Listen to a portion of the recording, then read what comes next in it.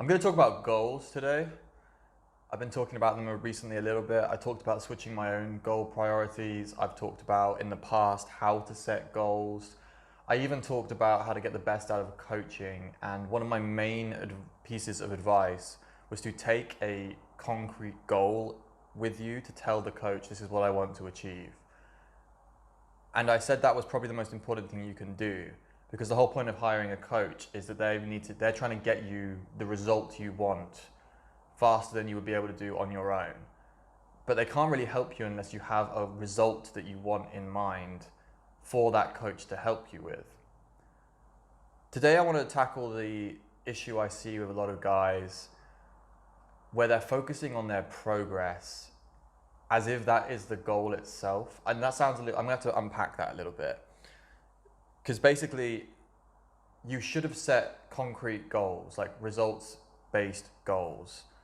Like for instance, making $10,000 in a year or something like that from your online business. That's a goal. That's something you can actually aim for. You can set different ones as well. If you've got like goals around that sort of stuff, like you want to make a certain number of sales or things like that, that is a goal. That's a concrete goal that you can aim at, and you can say whether or not you achieved it at the end of the year. What isn't a goal is something like, I want to get better at copywriting. Because it's like, how do you measure that? Like you're better at copywriting if you spend an hour on it. Okay, you've met your yearly goal in an hour because you sat down and learned a bit about copywriting. It's not really what you're aiming for. It's one of the methods and processes that's going to get you to your actual goal result that you want, as opposed to a goal in itself. And I want more guys to recognize when they are focusing too much on the self-improvement side of things and the process, instead of and making that the thing they base everything around. The process and the method is not the goal. That's what I wrote down when I was trying to think of it like an idea for a video today. You see this quite a lot in approaching. Andy did a recent Patreon podcast, I think it's going to come out soon, where he talks about wingmen and whether or not that's cheating. And his view on this is similar to mine, in that who the fuck gives a shit if it's cheating? Because you're going to get to your goal quicker. And his point was that some people want to play this game on nightmare mode.